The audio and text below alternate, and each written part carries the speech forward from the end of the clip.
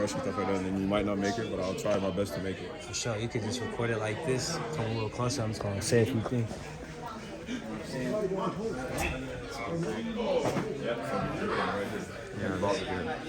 Yo, what up, what up, what up? You watching World Bboy Travels, it's Bboy Buckshot, and today I got a very, very, very special guest with me today.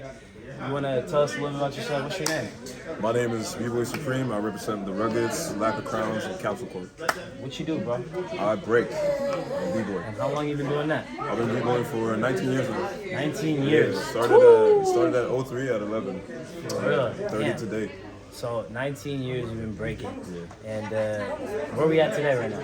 Right now we are at the Music Theater in Haarlem, Holland, for the IDE Festival. We just got done with the Undisputed, the one-on-ones, male, female, and crews. Yeah. And yeah, man, it was nice. Yeah, bro. And today, what did you represent? Were you doing crew battles, one-on-ones? What was you doing today? Crew battles was my thing today. I was repping with the boys from back home, the Lack of Crowns. Yeah. It's good to come out with like the boys you grew up with. For sure, So for sure. like, yeah. And how long you been?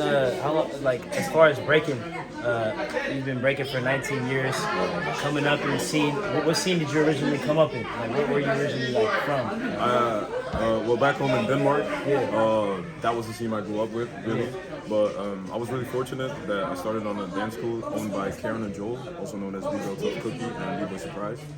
They kind of took me in as like a stepchild, really, because my parents didn't have money to pay for classes, but I learned pretty quick, so they just took me under their wing. And they was fortunate enough to let me just take the classes, and like they only had like one condition for me, it's like you have to practice, like learn how to dance. Don't just learn how to break, learn how to dance, and then you can do what you want. And then I started breaking, that was my passion, and then I did like some hip hop classes, some pop-ins in the house, and I got lost in that for a while because it was kind of like fun with some friends, but then, you know, I woke up one day knowing I was beyond wet. I was like, I need to get back to breaking. And then I just started like paving my way, and then, yeah. And you've been breaking for 19 years, and you started at age what? 11. Age 11. So from age 11 to the age you're at now, how is your perspective on breaking? How has it shaped you for you being the person you are today and you being the B-boy you are today? You know what I'm saying? That's a long time of experience, and Definitely. you know what I'm saying? A lot of time that you put in, a lot of work you put in. You know what I'm saying? So like what was that 19-year journey like, and how has your mentality changed from when you started and where you at now? Alright, so I remember being at the start of my phases of breaking, and I'm saying phases because as young you get inspired by so many things and you want to do so many things. Right. But I just like I wanted to be able to do all types of moves. Yeah. And the funny thing now is I'm known for like tops and like style and stuff like that, but I still like am originally a power mover. Yeah. That was like my thing. Yeah. That's what it started off. Yeah. This guy. That's what it started off with, and then I slowly started like had some certain inspirations that I'm fortunate enough to be friends with a lot. Yeah. So like I started focusing like on why I want to feel good in dancing, and I learned that a lot through like David and Capella. Oh, okay. And then I had like inspirations such as like Luigi, I had Stripes, I had Keeps, I had some people from back home like Foolish. Foolish is like 5 years older than us, but when I was a kid he was the man.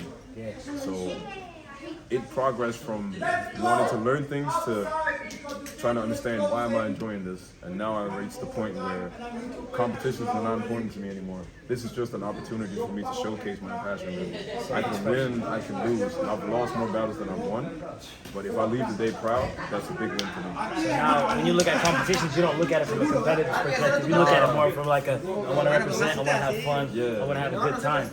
And how did you get into that mentality, like for trying to have that? Because you know everyone's like more competitive and want to win, and that's cool and all. But sometimes you know having that passion and having that care to just go out, be free, have fun. We see that in your style. You know you have a style that's like very explosive, but then at the same time you can tell you're having fun. You always got a smile on your face. And a lot of people got like a mean mug. You know what I'm saying? So like for your style, it's like what would you advise to other people, like as far as like you know competitors or people that want to be free and want to have that type of free spirit for your style?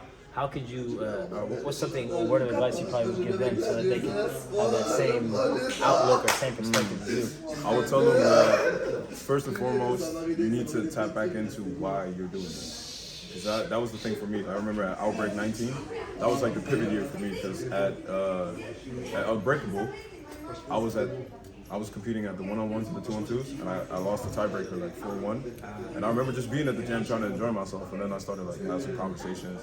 I having a conversation with Stripes and some friends and stuff like that, and then for some reason it clicked to me. I started like realizing they do what they like to do. Yeah. And they're not really like stressed too much about it, because sometimes you don't even know your own strength. Your most whack thing in your round can be the dopest thing in somebody else's eyes. So I started understanding like not to underestimate myself and what I like to do. So I understood that I didn't do this because of competitions, because it did take a lot of my energy at some point. Sure. So now I came back to, I'm just trying to dance for as long as possible. This is what I actually came to. Because at so many jams I lost more than I've won.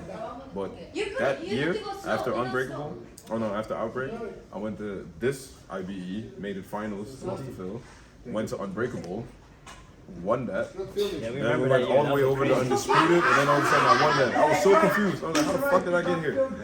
And then when people are like, yeah, no, because you do something, it's like, no, I'm just as regular as anybody else. If you do it, if I can do it, you can do it. You just gotta realize why you wanna do this and stick to that and grow on that. And it's okay to like shift off and take a break sometimes and rebuild your passion for it, because we can practice so much, so long, every day for comps, jams, comps, and you'll run. It's like stalemate. You go nowhere with it, really. Give yourselves time to get inspired by other shit and like go away for a while so you can regain the love of why you do it. And every battle is like, you don't wanna win every battle. You just wanna win all the meaningful wars to yourself, really. Like it's like there's nothing better than leaving the gym. I'd rather lose final, semifinal, but proud. Like I had a good time. Then win a battle. You know when you do good and like, yo, you were dope, but you're not feeling good inside. You know you missed maybe a combo, you didn't really feel it, you were like tired, stuff like that. So I tapped back to why it was important to me. I just trying to dance. That's it. This is what I do. I love breaking. Like I'm chilling with people that do the same thing as me. I'm trying to dance. That's it. That's big, bro. That's a great outlook, bro. So what, 2022, we in the middle of summer, man. You got any big plans for the rest of the year? Or you got anything you got planned for 2023? Like, what's Zoopreme's rest of the year looking like for you, man? The rest of my year is looking like I have some couple travels coming up. I'm working on coming out to LA in October. Me and Lee have an invite. Oh, nice. Oh, is it for the Revolution Jam, right? Yeah. Nice. I got invited to that too, bro. So we definitely gonna see you over there. Yeah, that'd be the first time I ever touched like U.S. soil too. Oh, it's gonna be your first time US? I've never been. I'm a 30-year-old man. I've never been to the U.S. yet.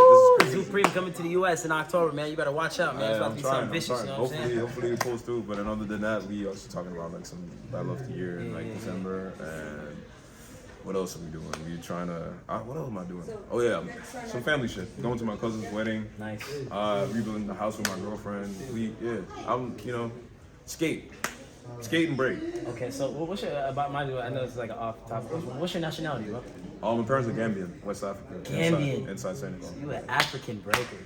Woo! So like, tell me what it's like being a breaker representing us Africans. You know what I'm saying? Because I'm an Ethiopian breaker, and I feel like I've had to put a lot on my back representing being an African breaker. So like, what does that mean to you, being a breaker, being a dope dancer, and then representing your country, your nationality, and where you come from? Like, what does that mean to you? Because you know, Gambians, I've seen Gambians like just in general their style of dancing, and it's energetic, very dope. You know what I'm saying? Like, and I feel like your style is hella energetic, hella dope. So like, what's that like for you? You know what I'm saying? I appreciate that. I mean, it's also kind of weird because I was like born in Denmark. Yeah. So I've always known like I'm Danish, but I'm Gambian. Yeah. So I'm actually a Gambian Danish. It was so strange in the beginning because usually they put like the Danish flag, but then when you see me, it's like when you see the Danish flag, you know Vikings. Yeah. I ain't no Viking. You know I'm not looking like a Viking, but that's like, I'm out here. It's like, so how is that working? Like, it feels good. It feels good to know also because it's a small country. And not many people know about Gambia either, so it weighs even more to me because I feel like sometimes I'm doing really well in something I care about to a point where this is so weird because I'm just one out of so many people that are dancing, but I have the heritage that I have and it helped me, and then people want to know sometimes about the heritage and then you get more knowledge about the country and then they appreciate it even more. And I'm like, how did that even work? And then just because I do something that I care about enough to convince somebody else that this is something that is interesting to me, I want to dive into.